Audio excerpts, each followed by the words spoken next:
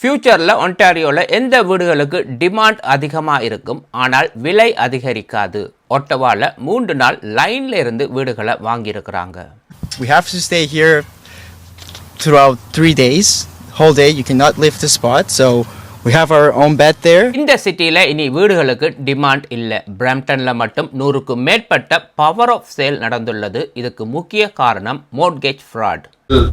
Do some documentation showing that you guys are making more, and they'll get you qualified. In total, 6 of the 10 real estate agents openly offer to break the law for a fee. மிசிசாகால ஒரு வீடு 2017ஆம் ஆண்டு பிரைஸை விட குறைவாக விற்கப்பட்டுள்ளது. ஒரு காலத்தில் வீடுகளை bit பண்ணி over asking பிரைஸில் வாங்கினாங்க. இப்போ லிஸ்டிங் பிரைஸுக்கு குறைவாகவே மக்கள் வீடுகளை பிட் பண்ண ஆரம்பித்து விட்டார்கள். ஆஷோவால ரியல்டர்ஸுக்கே தெரியாது வீடுகள் என்ன விலைக்கு விற்கும் என்று. 20% பிரைஸ் குறைந்துள்ளது. பர்சனலா 7 பேர் ரெடியா இருக்கிறாங்க டவுன் பேமெண்டோட வீடு வாங்குறதுக்கு. அவங்களுக்கு நான் சொன்னது ஒரு அட்வைஸ் தான். வீடு வச்சிருக்கிறீங்க, மோர்கேஜ் பேமெண்ட் இருக்கு, கார் பேமெண்ட் இருக்கு, அதை விட $200,000 கடனும் இருக்கு. இந்த கடன்ல இருந்து எப்படி நீங்க வெளியில வரலாம்?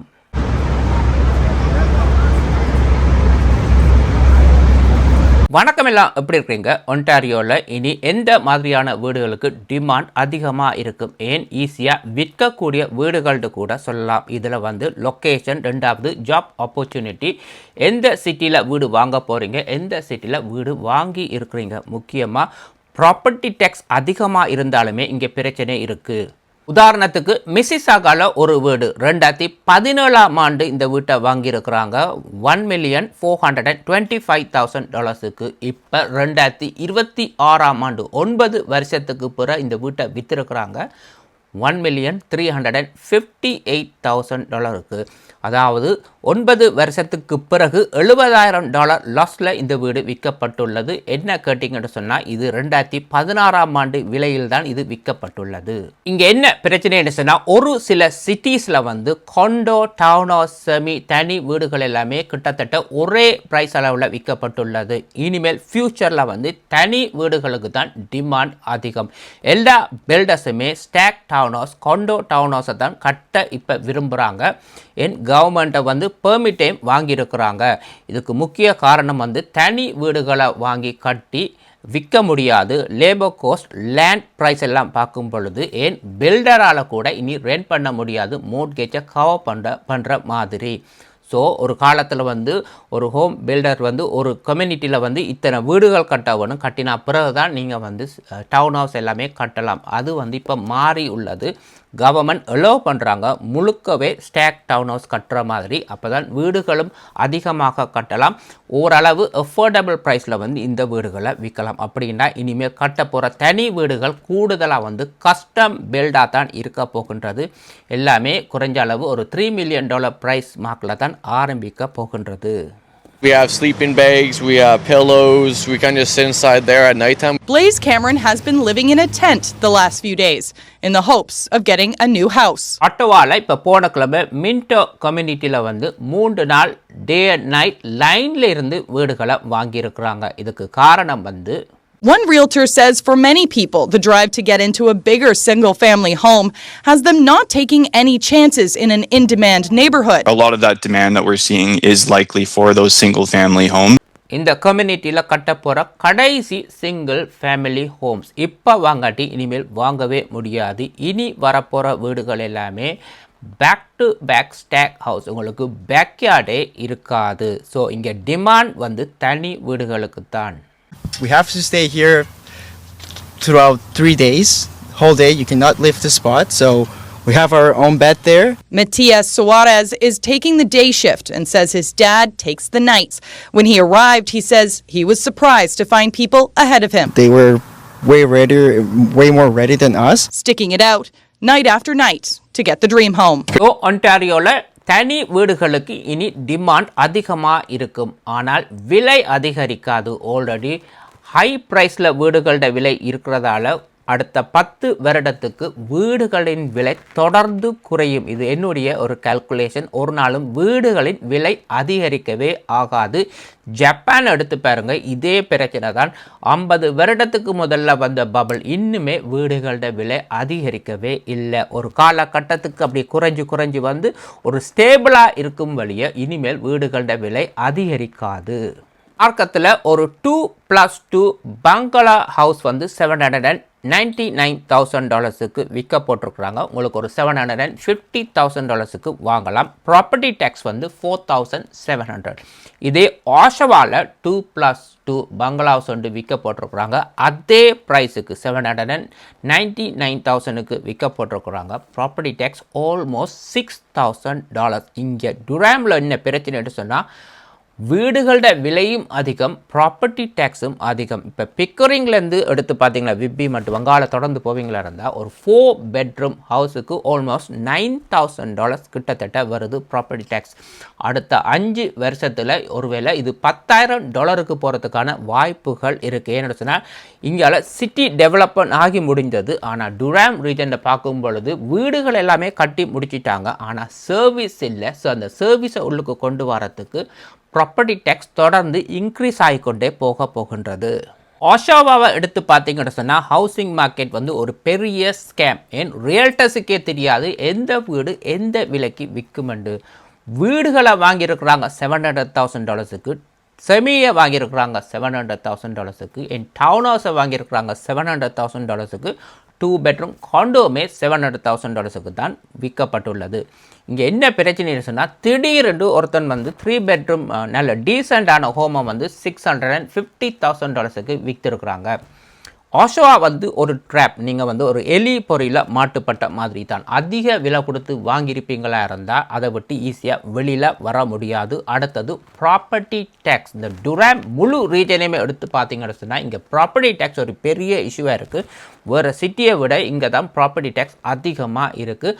தொடர்ந்து இது அதிகரிக்கும். அதிகமான வீடுகளை கட்டினதால் இங்கே சர்வீஸ் குறைவாக உள்ளது. இவங்களுடைய கால்குலேஷனும் படி ஒவ்வொரு வருடமுமே 6% ப்ராப்பர்ட்டி டேக்ஸை இன்க்ரீஸ் பண்ணால் தான் இந்த சிட்டிஸில் சர்வீஸை வந்து இவங்களால் மெயின்டைன் பண்ண முடியும், டெவலப் பண்ண முடியும். இங்கே ப்ராப்பர்ட்டி டேக்ஸ் மக்கள் வீடுகளை அதிக விலை கொடுத்து வாங்குகிறாங்க. அதே நேரத்தில் ப்ராப்பர்ட்டி டேக்ஸ் வந்து அதிகமாக இருக்கிறது மட்டுமில்லை, தொடர்ந்து இனி அதிகரிக்க போகின்றது.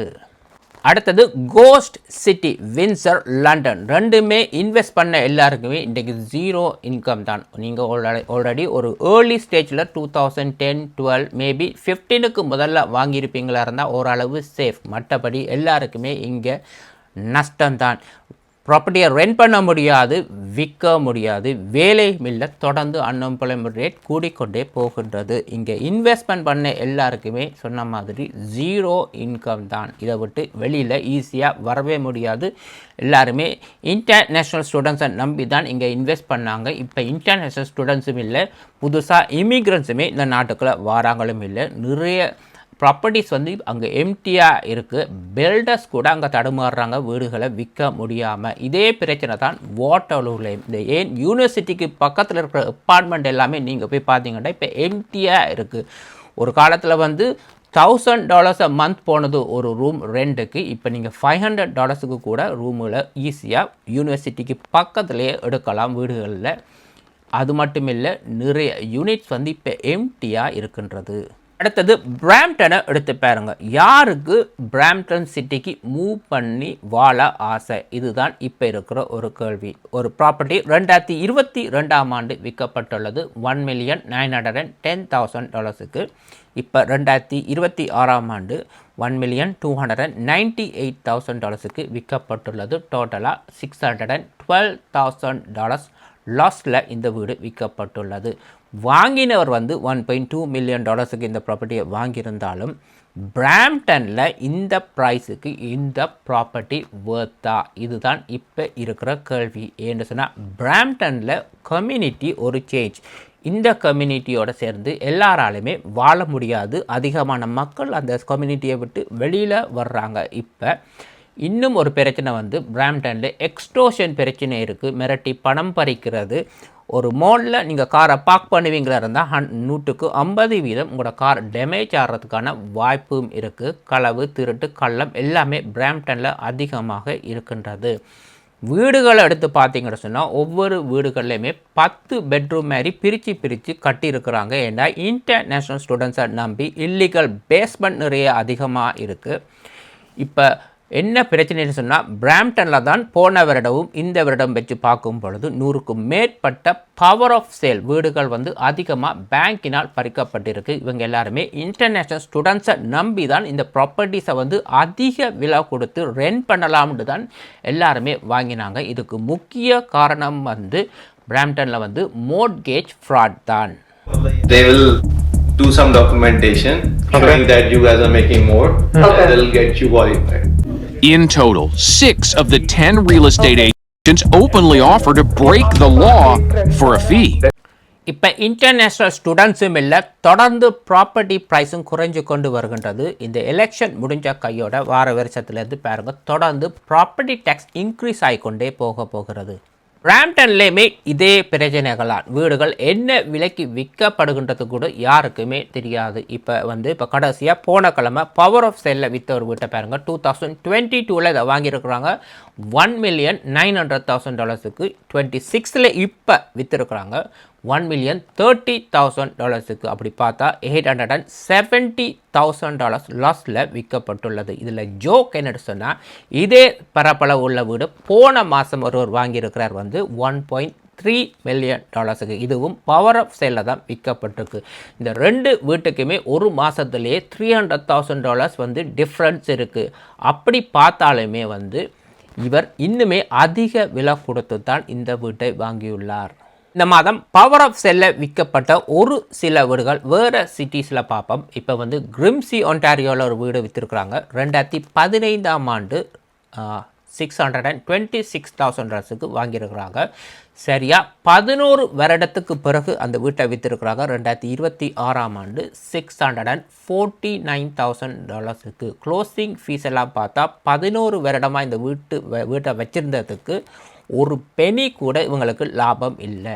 இப்போ பெரியில் ஒரு வீட்டை பார்ப்போம். 2022ஆம் ஆண்டு $1.2 million கொடுத்து வாங்கியிருக்கிறாங்க. 2026ஆம் ஆண்டு $782,000 விற்கப்பட்டுள்ளது. ஸோ $420,000 லாஸில் தான் இந்த வீடு விற்கப்பட்டுள்ளது. மிசிசாகாவில் ஒரு வீடு பார்ப்போம். 2022ஆம் ஆண்டு $2.3 million வாங்கி இப்போ $600,000 விற்றுருக்குறாங்க. $680,000 லாஸ். ஸ்காப்ரோவில் ஒரு கஸ்டம் ஹோமை பார்ப்போம். 2023ஆம் ஆண்டு $2.5 million வாங்கியிருக்கிறாங்க. இப்போ $1.950 விற்றுருக்குறாங்க. அங்கேயுமே $600,000 லாஸில் தான் இந்த வீடு விற்கப்பட்டுள்ளது. இப்போ காட்டேஜ் கண்ட்ரி அவுட் ஆஃப் சிட்டியில் இருக்கிற ப்ராப்பர்ட்டிஸை பார்த்தீங்கன்னா சொன்னால், இப்போ வெஸ்ட் லிங்கனில் வந்து $625,000 இந்த ப்ராப்பர்ட்டி லாஸில் விற்கப்பட்டுள்ளது. இந்த ப்ராப்பர்ட்டிக்கு முன்னால் பாண்ட் இருக்குது, பக்கத்தில் பீச் இருக்குது, லேக் இருக்குன்னு தான் மக்கள் இந்த ப்ராப்பர்ட்டிஸை வாங்கினாங்க. சிம்பிளாக $500,000 இன்றைக்கு லாஸ். ஏன்னு சொன்னால், பேங்க் வந்து ப்ராப்பர்ட்டி வேல்யூவை தான் பார்க்குது வழியே, பக்கத்தில் பாண்ட் இருக்குது, பக்கத்தில் தண்ணி இருக்குது, பீச் இருக்குது. மக்கள் இந்த பணத்தை பே பண்ணது வந்து தண்ணிக்காகத்தான் வழியே, வீட்டுக்காக இல்லை. வீட்டோட வேல்யூ வந்து தொடர்ந்து குறைந்து கொண்டே போகின்றது. மக்கள் வீடுகளை வாங்குறதுக்கு ரெடியாக இருக்கிறாங்க, டவுன் பேமெண்ட்டோட ரெடியாக இருக்கிறாங்க. என்கிட்ட ஒரு 7 பேர் வந்து கேட்டாங்க, இப்போ வீடுகளை வாங்கலாமான்ட்டு. அவங்களுக்கு நான் சொன்னது ஒரே ஒரு அட்வைஸ் தான், இப்போ நீங்கள் வீடுகளை வாங்கலாம், ஆனால் தொடர்ந்து வீடுகளோட விலை குறைஞ்சு கொண்டே போகும் என்று. அவங்க என்ன சொல்கிறாங்க, நாங்கள் இப்போ $3,000 ரெண்ட் பே பண்ணுறோம், வருஷத்துக்கு $36,000 நாங்கள் வேஸ்ட் பண்ணுறோம் என்று. இதில் என்னென்னு சொன்னால், நீங்கள் வருஷத்துக்கு $36,000 இப்போ வேஸ்ட் பண்ணுறீங்க. ஒரு வீட்டை இன்றைக்கி வாங்குறீங்க, அந்த வீடு அடுத்த வருஷம் $50,000 குறையுமா இருந்தால் இங்கே வந்து இன்னும் $15,000 நீங்கள் லூஸ் பண்ணுறீங்க. அது மட்டுமில்லை, ஒரு வீட்டை வாங்கினீங்கன்னு சொன்னால் கையெழுத்து வச்சாப்பிட்டு அதை இந்த வீட்டை விட்டு வெளியில் வரவே முடியாது. இப்போ ரெண்ட் பண்ணி இருக்கிறீங்க, எனி டைம் நீங்கள் வந்து நோட்டீஸை கொடுத்துட்டு வெளியில் போகிறதுக்கான வாய்ப்பு இருக்குது. முந்தி எல்லாமே ஒரு $300,000 ஒரு $350,000 ஒரு வீட்டை வாங்குறீங்க.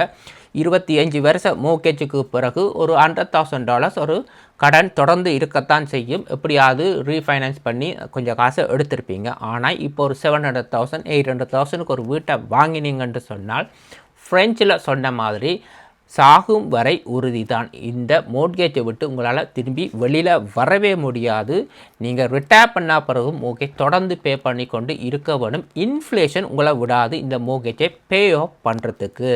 உங்களுக்கு தெரிய வேணும் அடுத்த 10லேருந்து 15 வருடத்துக்கு வந்து நீங்கள் எந்த சிட்டியில் வாழ போகிறீங்க, எங்கே வேலை செய்ய போகிறீங்கன்ட்டு. வாங்கின பிறகு எனக்கு வேலை போயிட்டு நான் விற்றுட்டு வேறு சிட்டிக்கு நான் மூவ் பண்ண போகிறேன்ட்டு நீங்கள் நினைப்பீங்களா இருந்தால் உங்களோட வீடு அடிமாட்டு விலைக்கு தான் விற்க வேணும். ஏன்னா உங்களுக்கு மட்டும் இல்லை, உங்களை மாதிரி நிறைய பேருக்கு இந்த பிரச்சனை இருக்குது. ஸோ வீடுகளோட விலை தொடர்ந்து குறையுதுன்னு சொல்லி வீடுகளை வாங்காமல் இருக்கவும் முடியாது. ஆனால் இவங்களோட லைஃப்பில் இது ஒரு பெரிய ஒரு டிசிஷன் தான். இருந்தாலும் வாங்குறதா இருந்தால் தனி வீடுகளை வாங்குவீங்களா இருந்தால் அட்லீஸ்ட் கொஞ்சம் டிமாண்டை வந்து ஹோல்ட் பண்ணும். நாளைக்கு விற்கிறதுக்கு ஈஸியாக இருக்கும். ஆனால் வீடுகளின் விலை அதிகரிக்கும் என்று நான் சொல்லவே மாட்டேன். உங்கள்கிட்ட ஒரு வீடு இருக்குது, மோட்கேஜ் பேமெண்ட் இருக்குது, கார் இருக்குது, கார் பேமெண்ட்டும் இருக்குது. அதை விட கடன் பிரச்சனையும் இருக்குது. Line of credit card bill payment எல்லாமே இருக்குது. ஸோ வீட்டையும் பாதுகாக்க வேண்டும், காரையும் பாதுகாக்க வேண்டும். இந்த கடன் பிரச்சனைக்கு என்ன செய்யலாம்? அதுக்குமே கனடாவில் வந்து வழிமுறைகள் இருக்குது. தொடர்ந்து அடுத்த வரும் வீடியோவில் பேசுவோம். மறக்காமல் கமெண்ட் பண்ணுங்கள். இன்னும் ஒரு வீடியோவில் சந்திக்கும் வரை நன்றி, வணக்கம்.